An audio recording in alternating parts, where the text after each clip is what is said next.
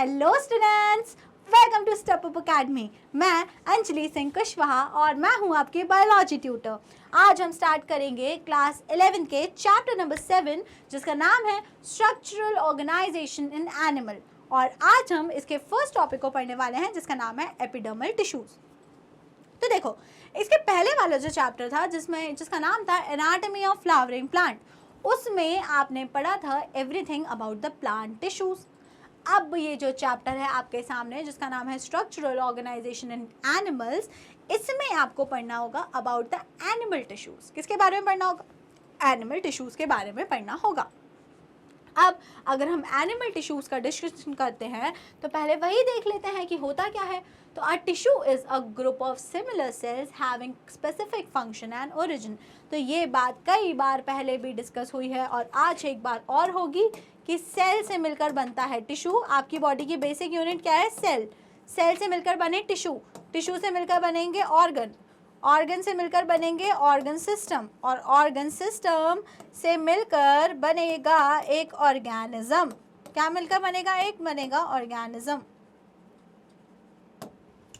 आती है आपको ये बात समझ में? तो cell, tissue, organ, organ system and organism, ये एक हायरार्की होती है। बेसिक यूनिट जो होती है सेल होती है। अब group of sales having similar function and origin, ऐसी सेल्स जिनका ओरिजिन और फंक्शन सेम है, उनसे मिलके बन जाता है टिश्यू। तो अगर प्लांट की बॉडी में प्रेजेंट था तो इट वाज प्लांट टिश्यू, और अब अगर एनिमल की बॉडी में प्रेजेंट है तो इट इज एनिमल टिश्यू। और जो एनिमल टिश्यू होते हैं they are divided into 4 types. Animal tissue जो होते हैं वो 4 टाइप के होते हैं।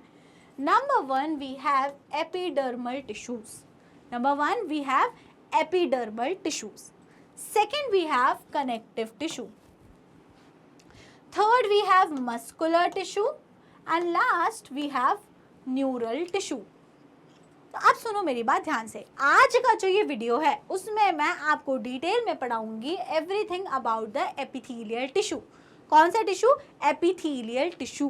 ओके, देन उसके बाद जो सेकंड वीडियो होगा उसमें हम पढ़ेंगे कनेक्टिव टिश्यू एंड लास्टली हम पढ़ेंगे muscular and the neural tissue. तो अब एपिथेलियल टिश्यू या एपिडर्मल टिश्यू क्या होता है, कहाँ प्रेजेंट होता है, कैसी सेल से मिलकर बना है, ये सब कुछ हम इस टॉपिक में कवर करेंगे। तो अभी मैंने जस्ट आपको क्या बताया कि टिश्यू होता क्या है, और ह्यूमन में एनिमल में, ह्यूमन नहीं बोलना चाहिए, एनिमल में क्या डिफरेंट टाइप के 4 टिश्यूज प्रेजेंट होते हैं। तो there are 4 types of different tissue. कौन कौन सा हो गया? सबसे पहला epithelial, second is connective, muscular and the neural. There are 4 different types of tissue. अब let's discuss epithelial tissue. कौन सा tissue? epithelial tissue. It has a free surface that faces body fluids और outside environment. अब पहली बात जो epithelial tissue के बारे में याद रखो, मैं तो इसको ऐसे याद रखती थी, कैसे कि सबसे बाहर जो भी टिश्यू है वो हो जाता है epithelial tissue। किसी भी चीज़ को कवर करना है, जैसे आप गिफ्ट लेके आए, आपके किसी फ्रेंड का बर्थडे था, आपको उसे गिफ्ट देना था, तो आप सपोज उसके लिए एक ड्रेस लेके आए हो बहुत अच्छी, तो वो ड्रेस है, पहले वो एक ट्रांसपेरेंट पैकेट में होगी, ट्रांसपेरेंट पैकेट के बाद में वो किसको हार्ड कार्डबोर्ड के बॉक्स में रखेंगे, एंड फाइनली आप उसको क्या करोगे? फाइनली आप उसको बहुत ही सुंदर एक रैपिंग पेपर से, गिफ्ट रैपिंग पेपर से आप उसको रैप करके उसके ऊपर रिबन लगा के फिर अपने फ्रेंड को दोगे। ठीक है, तो यही जो रैपिंग है सबसे ऊपर जो फाइनल एक लेयर बनाता है किसी भी टिश्यू की कवरिंग वाली, कहीं पे भी किसी को कवर करने की बात आती है तो वहां पे प्रेजेंट होगा हमारा एपिथेलियल टिश्यू। कौन सा टिश्यू? Epithelial tissue. तो एपिथेलियल टिश्यू जो होता है उसमें हमेशा एक फ्री सरफेस होता है that faces the body fluid और आउटसाइड एनवायरनमेंट। और ये जो फ्री सरफेस होता है एपिथेलियल टिश्यू का, या तो बॉडी के बाहर साइड हमारे नेचुरल एनवायरनमेंट को फेस कर रहा होता है, या फिर इसका डायरेक्शन होता है किसी फ्लूइड के साइड या किसी स्पेस के साइड। तो आपको ध्यान रखना है ये चीज़ कि it has a free surface. Second important point, covers और लाइन्स बॉडी और द बॉडी पार्ट। मैंने बोला था, क्या बोला था मैंने? कवरिंग। जहाँ भी कहीं कवरिंग, लाइनिंग, लाइनिंग मतलब होता है बॉर्डर। सपोज ये ब्लड वेसल्स हैं, अब मैं बोल रही हूँ कि मुझे इसके ऊपर एक कवर चढ़ाना है, तो अगेन किस टिश्यू को? चलो एपिथेलियल टिश्यू, जल्दी से आ जाओ। कोई मेरे पास कैविटी है, एक बॉडी कैविटी है, उसकी मेरे को यूं करके लाइनिंग बनानी है, उसके ऊपर मेरे को एक कवर चढ़ाना है अगेन, तो मैं किसको बुलाऊंगी? कम ऑन एपिथेलियल टिश्यू, जल्दी से आ जाओ। तो कहीं भी कवरिंग बनाना है आपको, बॉर्डर, बॉर्डर नहीं बोला जाता बायोलॉजी में, we use the word lining. तो एनी कवरिंग और लाइनिंग कहीं पे भी इसकी फॉर्मेशन होनी होती है बॉडी में, तो we have epithelial tissue. Cells are compactly packed with little intercellular matrix. तो यहाँ पे जो सेल्स होती हैं एपिथेलियल टिश्यू की, वो बहुत ज़्यादा पास पास में क्लोजली अरेंज्ड होती हैं, तो इसलिए इंटरसेल्यूलर स्पेसेस बहुत ज़्यादा कम है। सेल्स के बीच की जो स्पेस है वो बहुत ज़्यादा कम है, ऑलमोस्ट नेग्लिजिबल है। और इंटरसेल्यूलर मैट्रिक्स मतलब एक सेल और दूसरी सेल, उनको बीच में जोड़ने के लिए कुछ एक मैट्रिक्स, कुछ एक सब्सटेंस प्रेजेंट है जो ये सेल्स को इतना ज़्यादा कॉम्पैक्टली अरेंज कर रहा है, उनको जोड़कर रख रहा है। ओके, तो बेसिक आपको डेफिनेशन और basic information about the epithelial tissue clear हुई होगी। अब हम देख लेते हैं क्लासिफिकेशन ऑफ एपिथेलियल टिश्यू। तो epithelial tissue is divided into to type, simple epithelial tissue and compound epithelial tissue. कौन कौन से दो उसमें क्लासिफिकेशन किया गया है? First is simple epithelial tissue and second is compound epithelial tissue. The epithelial tissue is divided into two types, simple epithelial and compound epithelial. अब difference क्या है? जैसे कि आपने सिंपल परमानेंट और कॉम्प्लेक्स परमानेंट टिश्यू पढ़ा था ना, सेम वही है। अगर सेल्स की सिंगल लेयर है तो it will be simple tissue, और अगर सेल्स की मल्टी लेयर्ड है, मल्टी लेयर में अरेंज है सेल, तो it will be a compound tissue. समझ में आ गई? इजी स्टोरी, बहुत इजी है। तो एपिथेलियल टिश्यू को दो कैटेगरीज में डिवाइड किया, सिंपल एंड कंपाउंड। सिंपल अगर सेल्स जो हैं वो सिर्फ एक ही लेयर में है, परतें नहीं हैं, कई सारी लेयर्स नहीं है, मल्टी लेयर्ड नहीं है, तो वो हो जाएगा सिंपल एपिथेलियल टिश्यू। और अगर सेल्स की कई सारी लेयर है, लेयर बाय लेयर हमारी सेल्स अरेंज्ड हैं, तो वो हो जाएगा हमारा कंपाउंड टिश्यू। कौन सा टिश्यू हो जाएगा वो? Compound epithelial tissue. तो आपने दोनों क्लासिफिकेशन देख लीजिए। ये वाला डायग्राम देखिए, आपको और अच्छे से समझ में आएगा। अगर हम सिंपल की बात करते हैं तो just a single cell layer, देखो सिंगल एक ही लेयर है। और अगर हम कंपाउंड की बात करें तो कई सारी सेल्स हैं जो यहाँ पे लेयर बाय लेयर अरेंज्ड हैं। This is the example of compound epithelial tissue. Okay, अब आगे बढ़ते हैं और पहले डिटेल स्टडी करते हैं ऑफ सिंपल एपिथेलियम। किसकी स्टडी करेंगे? पहले हम सिंपल एपिथेलियल टिश्यू की स्टडी करेंगे। तो it compose of single layer of cells. ये वाली बात कोई नई बात नहीं है कि उसमें एक सिंगल लेयर ऑफ सेल्स होती है। It lines body cavity, ducts and tubes. अब कहीं पे भी एक ही सेल की लेयर है तो कहीं पे भी पतली सी बॉर्डर क्रिएट करनी है, एक बिल्कुल हल्की सी कवरिंग करनी है। एक तो होता है कि बहुत डेंसली पैक कर दिया, बहुत सारी कई सारी मोटी सी लेयर से पैक किया, और कई जगह बॉडी में ऐसी है जहाँ पे मोटी सी लेयर से पैक नहीं कर सकते हो, जहाँ पे एक सिंगल कवरिंग रिक्वायर्ड है। तो बॉडी की वो सारी लोकेशंस जहाँ पे एक सिंगल बेसिक कवरिंग रिक्वायर्ड है, वहाँ पे हमारा प्रेजेंट होता है कौन सा टिश्यू? वहाँ पे हमारा प्रेजेंट होता है simple epithelial tissue. Which tissue? Simple epithelial tissue. Based on structural modification of cells, simple epithelium is of 3 type. तो अब अपने ब्रेन में फ्लो चार्ट बनाते हुए चलना। पहले हमारा एपिथेलियल टिश्यू, उसको दो पार्ट्स में डिवाइड किया गया है, सिंपल एंड कंपाउंड। अब सिंपल टिश्यू के फर्दर 3 टाइप्स होते हैं। सिंपल टिश्यू को फर्दर, सिंपल एपिथेलियम को फर्दर 3 टाइप के एपिथेलियम में डिवाइड किया गया है। और इसको डिवाइड करने का बेसिस क्या है? Structural modification of the cell और the shape of the cell. Cell का शेप क्या है उसके बेसिस पे सिंपल एपिथेलियम को 3 वेरियस सब टाइप्स में हमने क्लासीफाई किया है। काम क्या होता है सिंपल एपिथेलियम का? बॉडी में कहीं भी आपको कोई लाइनिंग, कोई कैविटी है, कोई खाली जगह है, उसमें एक लाइनिंग, उसकी कवरिंग बनाना है, कोई एक डक्ट है, ब्लड वेसल है, उसकी कवरिंग बनाना है, तो वहाँ पे अपना सिंपल एपिथेलियम यूज होता है। अब अगर हम सिंपल एपिथेलियम के सब टाइप्स डिस्कस कर ले, first is squamous epithelium, second is cuboidal epithelium and third is columnar epithelium. तो आपको उसके नाम से समझ में आ रहा है, अगर सिंपल एपिथेलियम है तो स्क्वायर शेप्ड सेल्स की सिंगल लेयर होगी। स्क्वायर शेप्ड सेल्स की सिंपल लेयर, एक सिंगल लेयर होगी। क्यूबॉइडल एपिथेलियम है तो क्यूबॉइडल से क्या समझ में आ रहा है? क्यूबॉइड शेप की, क्यूबॉइड होता है ना एक हमारा क्यूबॉइड, क्यूबॉइड शेप की सेल्स की एक सिंगल लेयर होगी। और लास्टली अगर बात करूँ कॉलमनार एपिथेलियम की, तो columnar means long slender cells, long cells, लंबी लंबी सेल्स होती हैं, कॉलम शेप्ड सेल्स होती हैं और उनकी एक सिंगल लेयर होगी। तो सिंपल एपिथेलियम जो होता है उसको फर्दर 3 कैटेगरीज में डिवाइड किया on the basis of structural modification of cells, है ना, और या फिर शेप ऑफ द सेल। तो squamous epithelium, cuboidal epithelium and columnar epithelium. Which epithelium? Columnar epithelium. अब सबसे पहले देख लेते हैं स्क्वैमस एपिथेलियम। तो स्क्वैमस एपिथेलियम की अगर आप बात करो तो thin layer of flattened cells with irregular boundary. बहुत ही पतली सेल्स हैं, आप खुद देखो ना, इनको करना क्या है, इनको किसी भी जगह को भी बॉर्डर या कवरिंग करनी है पतली सी। तो अगर ये खुद मोटी मोटी होती तो क्या वो कवरिंग पतली सी बन पाती? आप बोलोगे नो, नेवर। तो बस सिंपल है, स्क्वायर शेप की सेल्स हैं, पतली पतली सी हैं और बाउंड्रीज इनकी इरेगुलर हैं। कोई फिक्स शेप नहीं है कि आप ऐसे नहीं बोल दो हाँ ये फिक्स स्क्वायर शेप की होती है, ऐसा कुछ नहीं है। Boundaries are irregular. Found the walls of blood vessels and lung alveoli. कहाँ कहाँ मिलती हैं हमको ये? ब्लड वेसल्स में मिलते हैं और लंग एल्वियोलाई में मिलते हैं। कहाँ कहाँ? Blood vessels and lung alveoli. तो ब्लड वेसल्स की अगर आप बात करो, कोई आर्टरी और या वेन है, तो इसकी जो इसके ऊपर एक कवरिंग, इसके ऊपर जो एक कवरिंग होती है, this is formed by squamous epithelium. और आपको पता है कि लंग्स के अंदर क्या होते हैं? ऐसे बलून शेप्ड के बहुत सारे एल्वियोलाई होते हैं। तो ऑल्सो ये जो एल्वियोलाई के ऊपर की यहाँ पे जो कवरिंग होती है, this is also squamous epithelium. आ रही है आपको बात समझ में? तो एपिथेलियम, स्क्वैमस एपिथेलियम कहाँ कहाँ प्रेजेंट होती है? वो हमारे ब्लड वेसल्स की वॉल पर और सेकेंड एल्वियोलाई के वॉल्स पर।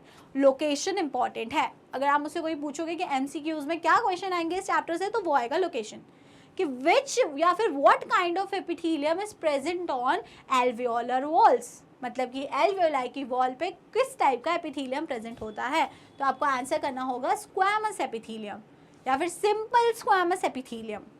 Is that clear? तो कहाँ प्रेजेंट होता है? Blood vessels and lung alveoli. और फंक्शन, तो it forms a diffusion boundary. Diffusion boundary, अब डिफ्यूजन बाउंड्री क्या होता है? तो सुनिए डिफ्यूजन बाउंड्री क्या होता है। कुछ भी एक्सचेंज होना है गैसेस का, एल्वियोलाई और ब्लड में यहाँ से गैसेस का एक्सचेंज होता है। किसका एक्सचेंज होता है? एल्वियोलाई और ब्लड के बीच में गैसेस का एक्सचेंज होता है। यहाँ से कार्बन डाइऑक्साइड निकल के एल्वियोलाई में आती है और एल्वियोलाई से निकल के ऑक्सीजन यहाँ ब्लड वेसल में जाती है, यानी ब्लड में जाती है। तो गैसेस का एक्सचेंज हो रहा है ना, और मूवमेंट ऑफ गैस को अपन क्या बोलते हैं? उसको हम बोलते हैं डिफ्यूजन। क्या बोलते हैं? डिफ्यूजन। तो डिफ्यूजन होने के लिए देखो ना, गैस को पहले एक ये वाली मेम्ब्रेन क्रॉस करनी पड़ेगी, फिर एक ये वाली मेम्ब्रेन क्रॉस करनी पड़ेगी। तो ये दोनों मेम्ब्रेन्स जो है वो किसने बनाई है? हमारी स्क्वैमस एपिथेलियम ने कवर करके रखी है। तो इसीलिए उसके फंक्शन में वहाँ पे मेंशन है कि they form a diffusion boundary. वहाँ पे वो एक डिफ्यूजन बाउंड्री फॉर्म करते हैं, है ना, जिसके थ्रू डिफ्यूजन होगा, गैसेस का एक्सचेंज होगा। तो समझ में आ गया? सिंपल एपिथेलियम आपको ईजी है, काफ़ी ईजी है। अब जब अगर आपको सिंपल एपिथेलियम क्लियर हो चुका है, तो अब अगला देख लेते हैं क्यूबॉइडल एपिथेलियम। तो compound of cube like cells. कैसी सेल्स होंगी? Shape of cells cube like cells. Found in ducts of glands and tubular parts of nephron. कहाँ मिलते हैं हमको? Again location is again important. ये हमको मिलते हैं डक्ट्स ऑफ ग्लैंड, कोई भी जो ग्लैंड है उनकी डक्ट्स में, पाइप्स में, and tubular portion of nephron. Nephrons की अगर हम बात करें तो आपको पता होना चाहिए, किडनी जो होती है हमारी, किडनी के फंक्शनल और स्ट्रक्चरल यूनिट होते हैं नेफ्रॉन। तो हमको नेफ्रॉन में मिलता है हमारा क्यूबॉइडल एपिथेलियम। और साथ ही साथ में और कहाँ मिलता है हमें? वो मिलता है डक्ट्स ऑफ ग्लैंड्स में। कई सारी ग्लैंड्स हैं, उनकी डक्ट में हमको मिलता है क्यूबॉइडल एपिथेलियम। क्या मिलता है? Cuboidal epithelium. फंक्शंस का अगर आप देखो तो सिक्रीशन एंड एब्जॉर्प्शन। फंक्शन क्या होते हैं उसके? Secretion and absorption. अब यहाँ पे उसका फंक्शन बाउंड्री बनाना या कुछ नहीं रह गया है, रादर अब उसका फंक्शन हो चुका है secretion of material and also absorption of material. क्योंकि पतला रहेगा, थिन रहेगा, तो उसके थ्रू एब्जॉर्प्शन ईजिली हो जाएगा। And lastly epithelium of PCT, proximal convoluted tubules of nephron has microvilli. तो अगर ये नेफ्रॉन की बात करें, नेफ्रॉन में भी कई सारे पार्ट होते हैं। जब मैं आपको एक्सक्रीशन वाला चैप्टर पढ़ाऊंगी आपको सब समझ में आ जाएगा नेफ्रॉन क्या है। तो कई सारे पार्ट होते हैं, PCT होता है, हेनलीज लूप होता है, DCT होता है। तो आप इसको ऐसे समझो, जो लूप ऑफ हेनली होता है कुछ इस टाइप का, उसमें यहाँ पे ऐसे फाइन, यहाँ पे हेयर लाइक स्ट्रक्चर्स प्रेजेंट होते हैं। तो ये हेयर लाइक स्ट्रक्चर्स जो होते हैं इसको हम लोग बोलते हैं माइक्रोविलाई। तो क्वेश्चन आपसे पूछ सकते हैं कि बताइए बॉडी में किस लोकेशन पर क्यूबॉइडल एपिथेलियम में माइक्रोविलाई प्रेजेंट होते हैं। तो आप आंसर क्या करोगे, आप आंसर करोगे PCT of nephron, proximal convoluted tubules of nephron. तो आपको ध्यान रखना है जो हमारा पीसीटी होता है किडनी का एक नेफ्रॉन का पार्ट है, उसमें कौन सा एपिथेलियम होता है, क्यूबॉइडल एपिथेलियम, और साथ साथ में उसमें क्या प्रेजेंट होती है, माइक्रोविलाई। फंक्शन क्या होता है, सिक्रीशन एंड एब्जॉर्प्शन। ये दोनों बातें आपको बहुत अच्छे से समझ में आ जाएंगे जब हम चैप्टर पढ़ेंगे एक्सक्रीटरी सिस्टम। कौन सा चैप्टर पढ़ेंगे जब हम, एक्सक्रीटरी सिस्टम। कहाँ पे, ह्यूमन फिजियोलॉजी में। कब पढ़ेंगे, ह्यूमन फिजियोलॉजी में। चलिए, तो ये सारी बातें आपको क्लियर हुई। अब जब स्क्वैमस और क्यूबॉइडल एपिथेलियम आपने देख लिया है, तो अब अगली बारी है कोलुमिनार एपिथेलियम की। इसको करेक्ट कीजिए और यहाँ पे लिखिए, यहाँ पे लिखिए columnar. Columnar epithelium, epithelium is already written. तो कोलुमिनार एपिथेलियम, तो कोलुमिनार एपिथेलियम में अब क्या होगा, cells are tall and slender. अब लंबी लंबी सेल्स होंगी, टॉल एंड स्लेंडर सेल्स होंगी, कॉलम जैसी लंबी लंबी। Their nuclei are located at the base. अब देखो, लंबी सी अगर एक सेल है तो दो ऑप्शन है ना, या तो यहाँ पे न्यूक्लियाई हो या तो यहाँ पे न्यूक्लियाई हो। तो आपको ध्यान रखना है जो हमारा कोलुमिनार एपिथेलियम होता है उसमें जो सेल्स होती हैं they lie at the base. Base के पास नीचे की तरफ लाई करती हैं सेल्स। तो दे आर सॉरी न्यूक्लियाई, तो they are nuclei are located at the base. Base पर सिचुएटेड होती है न्यूक्लियाई। फ्री सरफेस में हैव माइक्रोविलाई। और जो अब यहाँ पे तो ये है नहीं, इसको मैं इरेज करूँ अगर यहाँ से, यहाँ पर आपका न्यूक्लियाई हो गया और ये ऊपर वाला सरफेस फ्री हो गया। तो जो फ्री सरफेस होता है उस पर माइक्रोविलाई प्रेजेंट हो सकती है या नहीं भी हो सकती। फिक्स नहीं है कि होगी ही होगी, हो सकती हैं और नहीं भी हो सकती हैं। Found in lining of stomach and intestine. Again location is very important. कहाँ मिलते हैं ये, स्टमक और इंटेस्टाइन में मिलते हैं। तो columnar epithelium are present in lining of stomach and lining of intestine. Lastly function again absorption and secretion. तो ये बात भी अच्छे से समझ में आएगी जब चैप्टर पढ़ेंगे डाइजेशन वाला। कौन सा वाला, डाइजेशन। तो वहां मैं आपको समझाऊंगी कि कैसे इस मेम्ब्रेन के थ्रू अब्जॉर्प्शन एंड सिक्रीशन हो रहा है। अभी तो जस्ट आप सिर्फ याद कर लोगे कि ठीक है सिक्रीशन होता है, अब्जॉर्प्शन होता है, कहाँ प्रेजेंट होती है, स्टमक में, इंटेस्टाइन में। लेकिन जब हम डाइजेस्टिव सिस्टम वाला चैप्टर स्पेसिफिकली पढ़ेंगे तो मैं उसमें आपको सारा मैकेनिज्म एक्सप्लेन करूंगी कि कैसे ये सारी चीज़ें होती हैं।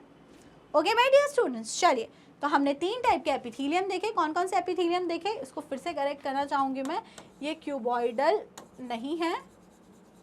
कौन सा एपिथेलियम है ये, कोलुमिनार। कोलुमिनार एपिथेलियम सी। ए हमने देखा हमारा स्क्वैमस एपिथेलियम, बी हमने देखा हमारा कौन सा, क्यूबॉइडल एपिथेलियम, एंड देन हमने तीसरा देखा कोलुमिनार एपिथेलियम। ओके, तो इसके बारे में हमने ये कुछ बातें देखी।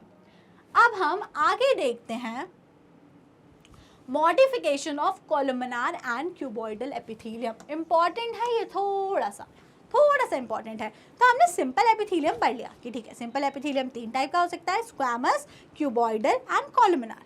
लेकिन इसमें से जो कोलुमिनार और क्यूबॉइडल एपिथेलियम था इसमें कभी कभी कुछ हल्के फुल्के मॉडिफिकेशन आ सकते हैं और मॉडिफाई होके बन सकता है सीलिएटेड एपिथेलियम। पहला क्या बन सकता है, सीलिएटेड एपिथेलियम।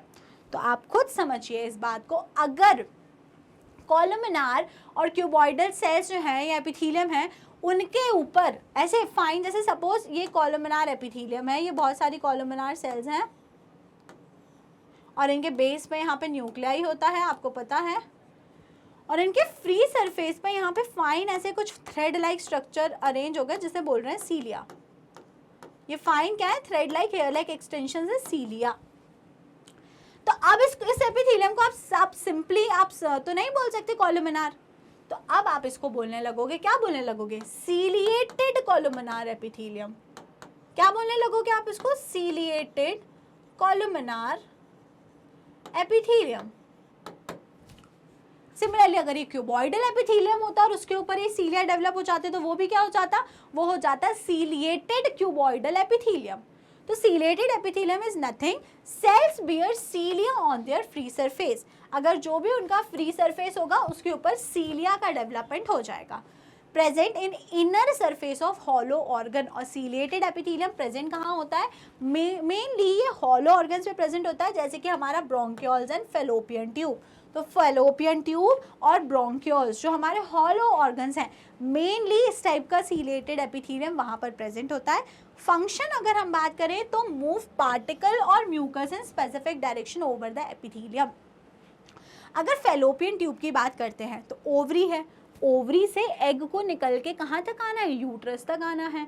तो अब वो अपने आप तो आ नहीं जाएगा, तो वहाँ पे ये प्रेजेंट होते हैं सीलिया। जैसे ही एग फेलोपियन ट्यूब में आया, फेलोपियन ट्यूब में प्रेजेंट है सीलिएटेड एपिथेलियम। सीलिएटेड एपिथेलियम ऐसे ऐसे ऐसे ऐसे करके मूवमेंट करेगा और जो एग है वो मूव करके हमारे यूट्रस तक आ जाएगा। समझ में आ गई? ब्रोंकियोल की बात करें तो अगेन अ हॉलो ऑर्गन, उसमें भी ऐसे ये सीलिया प्रेजेंट है। कोई डस्ट पार्टिकल या कुछ भी आ जाती है, अगर ये हेयर लाइक सीलिया नहीं होंगे, वो डस्ट सीधे लंग्स में जाएगी, लंग्स में जाके इन्फेक्शन करेगी। तो इसीलिए ये सीलिया क्या करते हैं? मूवमेंट करते हैं और वो डस्ट पार्टिकल को वहीं पे ट्रैप कर लेते हैं, पकड़ लेते हैं उसको वहीं पे, तो हमारे लंग्स इन्फेक्ट होने से बच जाते हैं।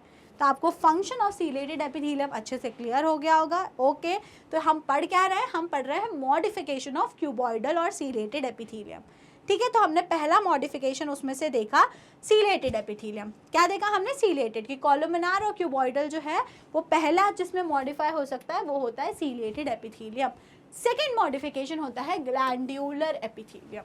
सेकेंड क्या होता है? Glandular epithelium. अब ग्लैंड्यूलर एपिथेलियम क्या है? देखो, ग्लैंड क्या होती है? बेसिकली कोई भी बॉडी में ऐसा ऑर्गन या ऐसी सेल जिससे क्या होता है? सिक्रीशंस होते हैं, जो किस में हेल्प करती है? हमको सिक्रीशंस की प्रोसेस में हेल्प करती है, वो होती है ग्लैंड। तो कई सारे एपिथेलियल टिश्यू ग्लैंड्स में मॉडिफाई हो जाते हैं। किस में मॉडिफाई हो जाते हैं? ग्लैंड्स में, और सिक्रीशन करने लगते हैं। तो इसीलिए वहाँ पे लिखा हुआ है ग्लैंड्यूलर एपिथेलियम। तो पहला मॉडिफिकेशन था सीलिएटेड एपिथेलियम, दूसरा मॉडिफिकेशन है ग्लैंड्यूलर एपिथेलियम। ग्लैंड्यूलर एपिथेलियम जो होता है वो क्या होता है? देखो, अब उसमें सिक्रीशन के लिए दो टाइप के सेल्स हो सकते हैं, यूनिसेल्यूलर और मल्टीसेल्यूलर। कितने टाइप के ग्लैंड्स हो सकते हैं? यूनिसेल्यूलर और मल्टीसेल्यूलर। तो यूनिसेल्यूलर में क्या होगा? आइसोलेटेड ग्लैंड्यूलर सेल, एक ही सिंगल सेल होगी। और अगर मल्टीसेल्यूलर की बात करें उसमें बहुत सारी सेल होंगी। तो अगर गॉबलेट सेल्स जो कि हमारे स्टमक में प्रेजेंट होती है वो एग्जाम्पल होती हैं यूनिसेल्यूलर ग्लैंड्स का, और जो सलाइवरी ग्लैंड्स हमारे माउथ में प्रेजेंट होती हैं वो एग्जाम्पल होती हैं मल्टीसेल्यूलर ग्लैंड्यूलर एपिथेलियम का। तो जो ग्लैंड्स होती हैं it could be of two types, unicellular अगर सिंगल सेल है, मल्टीसेल्यूलर मतलब बहुत सारी सेल हैं। यूनिसेल्यूलर का एग्जाम्पल होता है गॉबलेट सेल्स, जो हमारे एलिमेंट्री कैनाल मतलब पूरा ये जो डाइजेस्टिव ट्रैक वाला पार्ट है ना, इसमें होती हैं। और दूसरा मल्टी सेल्यूलर जो होती हैं वो होती हैं सलाइवरी ग्लैंड्स, जो हमारे ऊपर माउथ या मेनली बोलो फैरिंग्स वाले, फैरिंग्स नहीं, माउथ में जो हमारे प्रेजेंट होती हैं वो होती हैं सलाइवरी ग्लैंड्स। तो ध्यान रखो, जो ग्लैंड्यूलर्स हैं या ग्लैंड्स हैं it could be of two type, unicellular and multi cellular. Also there is one more classification of glands. Glands को और एक तरीके से क्लासिफाई किया है कि ग्लैंड्स जो करिए वो क्या करिए? सिक्रीशन। यहाँ समझो, ग्लैंड्स का जो मेन काम है वो मेन काम क्या है? सिक्रीशन। कोई भी सब्सटेंस का वो सिक्रीशन कर रही हैं। अब इस सिक्रीशन को अल्टीमेटली कहाँ पहुँचाना है? पूरी बॉडी में अलग अलग लोकेशन पे पहुँचाना है। तो पहुँचाने के दो तरीके हैं। एक, या तो पाइपलाइन के थ्रू पहुंचाओ, मतलब कि उसमें डक्ट है, क्या प्रेजेंट है उसमें? बहुत सारे डक्ट्स प्रेजेंट है, पाइपलाइन प्रेजेंट है। और दूसरा है या तो डायरेक्टली ब्लड में डाल दो, मतलब कि विदाउट डक्ट, मतलब कि विदाउट डक्ट, डक्टलेस, डक्टलेस। तो ऐसी ग्लैंड्स जिसमें डक्ट प्रेजेंट होती है, जिसमें क्या होता है? डक्ट प्रेजेंट होती है, उसको बोला जाता है एक्सोक्राइन ग्लैंड। क्या बोला जाता है उसको? Exocrine gland. तो based on mode of pouring their secretion, किस तरीके से अपने सिक्रीशन को वो पोर कर रहे हैं, पोर समझते हो ना, निकाल रहे हैं बाहर। जो हमारी ग्लैंड्स होती हैं it is again divided into two types, exocrine and endocrine. तो एक्सोक्राइन कौन से वाले होते हैं? जिसमें डक्ट्स होती हैं, they release secretion through ducts और ट्यूब। एग्जाम्पल क्या क्या आ जाएंगे एक्सोक्राइन ग्लैंड्स के? Mucus, salivary, earwax, oil, milk, digestive enzymes etcetera. तो जो ये सारे सब्सटेंस को सिक्रीट करने वाली ग्लैंड्स होती हैं वो कैसी होती हैं? Exocrine gland. एक्सोक्राइन ग्लैंड का मतलब जिनमें डक्ट प्रेजेंट है, जिनमें पाइपलाइन ट्यूब्स जो हैं वो प्रेजेंट हैं। क्लियर हो गई आपको बात? तो अब आप मुझे बताओ दूसरा कैटेगरी या दूसरा डिवीजन क्या हो जाएगा? बताओ क्या होगा दूसरा डिवीजन? दूसरा डिवीजन हो जाएगा एंडोक्राइन ग्लैंड्स। तो एंडोक्राइन कौन सी ग्लैंड हो गई? डक्टलेस ग्लैंड्स हो गई, जिसमें डक्ट नहीं है, और इनके जो सिक्रीशन होते हैं उसको बोला जाता है हॉर्मोन्स। क्या बोला जाता है? हॉर्मोन्स। क्या बोला जाता है? हॉर्मोन्स। तो अब फिर से एक बार रिवाइज कर लेते हैं जल्दी से, ठीक है? रिवाइज कैसे करेंगे कि जो हमारा मॉडिफिकेशन होता है क्यूबॉइडल और कॉलमनार सेल्स का, वो दो तरीके का, पहला सीलिएटेड और दूसरा ग्लैंड्यूलर। सीलिएटेड मतलब उनमें सीलिया प्रेजेंट होंगे, हेयर लाइक एक्सटेंशन जो चीज़ों को मूव कराने में हेल्प करेंगे। दूसरा होता है ग्लैंड्यूलर, मतलब ग्लैंड्स बन जाएंगी। ग्लैंड्स को दो तरीके से डिवाइड किया है। पहला division unicellular, multicellular, single cell और मैनी सेल, और दूसरा डिवीजन डक्ट और विदाउट डक्ट। तो एक्सोक्राइन ग्लैंड जिसमें डक्ट होती है, तो इसमें ये सारे सब्सटेंस को सिक्रीट करने वाली ग्लैंड्स हैं, डाइजेस्टिव एंजाइम्स, मिल्क, वैक्स। और दूसरी डक्टलेस ग्लैंड्स जो कि होती हैं एंडोक्राइन ग्लैंड्स, जिसके सिक्रीशन को बोला जाता है हॉर्मोन्स। ओके, समझ में आया? So this is everything about simple epithelial tissue. कौन सा टिश्यू? Simple epithelial tissue. अब कौन सा रह गया? तो अब आपका रह गया है कंपाउंड एपिथेलियम। तो कंपाउंड एपिथेलियम और सिंपल एपिथेलियम में डिफरेंस क्या था? Single layer, multi layer. तो compound epithelium is composed of multi layered of cells, बहुत सारी सेल से मिलकर बना है। Limited role in secretion and absorption. अब जब बहुत सारी सेल से मिलकर बना है तो इसका एब्जॉर्प्शन एंड सिक्रीशन में इतना कोई इंपॉर्टेंट रोल नहीं है। तो सिक्रीशन और एब्जॉर्प्शन किसका काम हो गया? वो काम हो गया सिंपल एपिथेलियम का। कंपाउंड एपिथेलियम को बोला कि भैया रुको, आपका कुछ और काम रखते हैं, आप बहुत अच्छे तगड़े इंसान हो, बहुत सारी लेयर है, वजनदार हो, तो आपको कुछ और काम देते हैं ना, ये सिक्रीशन विक्रीशन तो सिंपल वाला एपिथेलियम संभाल लेगा। ठीक है, तो अब जब डिसाइड किया गया कि इसको कुछ वजनदारी वाला काम देते हैं, तो वो काम क्या होगा? वो होगा they cover the dry surface of skin, moist surface of buccal cavity, pharynx, inner linings of ducts of salivary glands and pancreatic duct. इनको बोला कि आप प्रोटेक्शन का काम करो, आप वजनदार हो तो आप चीज़ों को कवर कर लो। तो they cover the dry surface of skin, skin को कवर करना, moist surface of buccal cavity, pharynx, inner lining and ducts of salivary glands की इनर लाइनिंग्स को कवर करना, एंड पैनक्रियाटिक डक्ट्स, जो पैनक्रियाज हैं आपकी बॉडी में, उनके डक्ट्स को कवर करने का काम इनको दिया गया। और फंक्शन अगर देखोगे तो अगेन क्या फंक्शन है? Protection against chemical and mechanical stresses. Protection का काम दे दिया। क्यों प्रोटेक्शन का काम दिया बताइए जल्दी से? क्योंकि बहुत सारी लेयर हैं, अगर एक आध चिन्नी मिन्नी लेयर होती तो उसको काम दिया था ना सिक्रीशन, एब्जॉर्प्शन, गैसियस एक्सचेंज। लेकिन कंपाउंड हो आप, तो आप में तो बहुत सारी लेयर हैं, तो आप कुछ बड़ा काम करिए। और वो बड़ा काम क्या है? आप प्रोटेक्ट करिए, आप सेल्स को, आप डक्ट्स को, आप ग्लैंड्स को कवर कर लीजिए, ताकि कभी कोई केमिकल उनको मारने के लिए या फिर कुछ मैकेनिकल स्ट्रेस आता है जिससे उनमें डैमेज होने का खतरा है, तो वो ना हो, जिससे वो बच जाएं। ऐसा ना हो, इसके लिए आप रोल में आ जाइए। समझ में आया आपको, है ना? So this is everything about the epithelial tissue. तो एपिथेलियल टिश्यू रिवाइज कर लेते हैं। बॉर्डर वाला टिश्यू होता है, जहाँ भी कहीं बॉर्डर बनानी है। दो टाइप का होता है, simple and compound. Simple tissue को फर्दर 3 कैटेगरीज में डिवाइड किया है, स्क्वैमस, कॉलमनार एंड क्यूबॉइडल। हमने उनके मॉडिफिकेशन देखे, सीलिएटेड एंड ग्लैंड्यूलर। और लास्टली फिर हमने सेकेंड नंबर पे कंपाउंड एपिथेलियम को डिटेल में पढ़ा। Okay, so that is all for today. अगर आपको कोई भी डाउट होता है तो अपने डाउट्स को कमेंट सेक्शन में पूछ लीजिएगा। साथ ही साथ में अब जो नेक्स्ट टॉपिक होगा वो होगा कनेक्टिव टिश्यू। तो बने रहिएगा साथ में। वीडियो पसंद आई है तो वीडियो को जल्दी से कर दीजिएगा लाइक, और स्टेप अप अकेडमी को कर लीजिएगा subscribe. Thank you and keep watching.